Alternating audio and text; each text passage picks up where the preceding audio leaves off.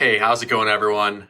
We are living in a crazy time. Right now, we're seeing Iran shoot missiles over to Israel. We're seeing a lot of tensions both in Europe and the US and all over the world, just about everything from religion to economics and even just geopolitical type reasons. Now, I'm putting this podcast together because it's something that I'm taking more seriously now, and I hope that you guys all take it somewhat seriously as well. And that is prepping. Now, at the end of the day, we want to be prepared. I know I was a Boy Scout back in the day, and one of the biggest things that they said is be prepared. That was like the motto. I think nowadays it's easy to kind of have our creature comforts like, oh, I need something, I'm going to go to the store. If something bad happens, then I'm just going to go call someone and they're going to come and help. But you need to think about situations where what happens if you go to the store and then it's like a 2020 toilet paper situation where you go there and it's not available? You know, what if you go to the store and there's no bread, beans, rice, and meat available to buy? What are you going to do? How are you going to plan for a situation like that? And I think it's one of those things where at the end of the day, this isn't like something we want to resort to. This is insurance against the downside risk of something bad happening. So right now, as I'm speaking, we're living in this inflection point in time where tensions have never been higher and polarization has never been wider. And the question is, what are you doing to prepare yourself to mitigate risk both in your household, but also in your community and your country? Now, I know a lot of you guys probably used to watch different shows on TV about like reality, like what people do in certain situations, like camping, extreme survival shows. There's this show on National Geographic, and you can watch it on YouTube. It's called Extreme Preppers. And some of this stuff, guys, will make your eyes roll a little bit because it's like some of these guys are like ultra prepared. In fact, you can even see that some of them are even a little excited for some of this stuff to happen. But, you know, the point is with this show is, you know, and this is about prepping overall, is you want to be able to survive maybe 185 days to a year potentially. And that way you can get to a safety or a shelter or something like that. Whereas if you're not prepared, you go to the grocery store, you know, when people are hungry and people don't have water in society, all bets are off. And I think it's important to kind of think about, well, what happens when all bets are off? What happens when people are aggressive and hungry and they're not fed, they don't have water? You got to be prepared for those situations. Now, there's like, it's crazy because this show, they'll go through like dozens of scenarios. Like some people will be prepping for a financial collapse, or some will be prepping for a major earthquake or tornado or something like that. I think there's more realistic ones from my view, and some of those include EMPs or nukes, and oil supply shocks. And I even think hyperinflation is somewhat likely to happen sometime in our lifetimes. But the thing is this, each of these preppers, they're prepared. Let's just say you're prepared for the earthquake scenario, for example. Like a big earthquake comes, rips the US in half. Very unlikely, right? Not going to probably happen. But the question is this, out of all these extreme scenarios I mentioned, how likely is all of these to happen, or even one single one of these to happen? It's not very likely. But over our lifetimes, if you combine all these, maybe there's a 10 to 20% chance of these happening, right? And if you know maybe 10 to 20% chance, what can you do to prepare? So for example, in 2020, we had the virus. It wasn't as deadly as we initially thought, but the thing is, people were actually prepared like for a long time. And if you watch Extreme Preppers, you'll see people saying back in 2011, I think a virus will come and it's going to last several months. And what if it was 10 times deadlier, hypothetically? Like, could you have survived without going to the store for 6 months? Many people couldn't.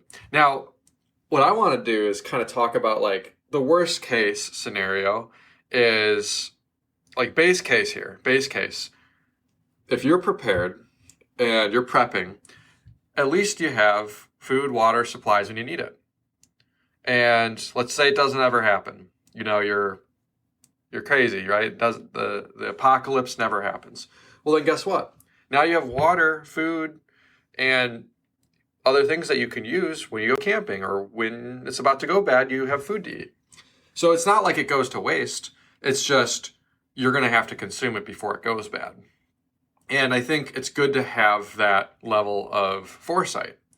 Now, I think, it's one of those things too is, you want to be able to survive long enough to the point where if your house goes under, you can find a new one. And, a lot of preppers are gold and silver bugs. My question is this. My question is, what about other avenues? What about Bitcoin? What about permissionless technology? How are you fitting that into your prepping role? Now, the thing is this. What happens to you if an EMP goes off? How is Bitcoin going to help you? Well, guess what? It's not. And I'm not saying it is. And a lot of people may be a little confused by that. Like, Paul, why are you talking so much about Bitcoin if, an EMP or nuke goes off, it's going to be worthless? Well, I don't think it'll be worthless. I think it's going to be a timestamp situation where, once when everything settles, the network will be able to be restarted.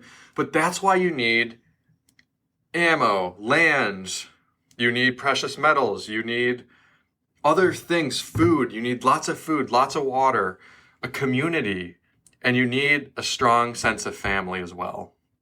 So that's what I really urge you all to kind of sit back and look at is, what are you doing to best prepare for a situation like this? So, let's just say hyperinflation happens or extreme totalitarian measures happen in the US. Well, then Bitcoin might play a big role, right?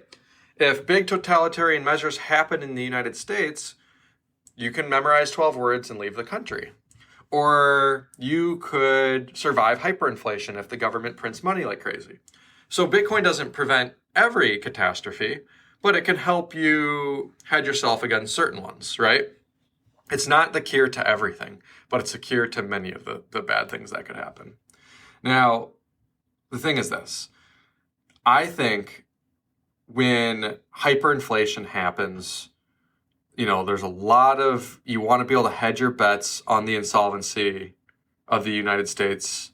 And to do that, you need to opt into harder money technologies such as Bitcoin or gold and silver. And at the end of the day, you do not want to be in a situation where you have all of your money in dollars. That would not be a very smart thing to do. So you need to prep across all areas, not just money. I think, money is good, but at the end of the day, let's just say stuff hits the fan, right? Everything, all bets are off. You need to have a strong network of people. You got to have supplies. You need to have a ready kit where you take that kit, you go wherever you're going to go. You have a couple duffel bags, a couple food supply containers, a couple jugs of water, and you hit the road, you know where you're going. You have a plan, and you're aligned with other people on that plan. So I think it's good to not just look at the money, but to look at the broader cases as well. Because at the end of the day, money is just one tool. It's not every tool. And I think in a society that's falling apart, it won't be as important. But it's good to prepare and prep. In that way, you can protect yourself. Anyways, guys, I'd love to hear your thoughts. Do you guys do any prepping or anything to help mitigate downside risk if the economy comes to a halt? I think, this extreme prepper show is a little bit kind of crazy sometimes. You see what these guys are doing and they're investing so much time and effort. But there's nothing wrong. It's one thing where, if things go south, you're prepared. If things don't go south, you have supplies ready for you and you can just use them as needed. So that's just some of my thoughts. I'd love to hear your thoughts. We're prepared for like 120 days. We don't have like years worth of land and sustainable food and water, but we're relatively prepared next to the average Joe. I'd love to hear your thoughts. Are you prepared? Are you always looking for avenues to improve yourself? I'd love to hear it. Anyways, I hope you guys all have a good day. Please share this podcast. It means a lot, and I'll see you guys in the next one.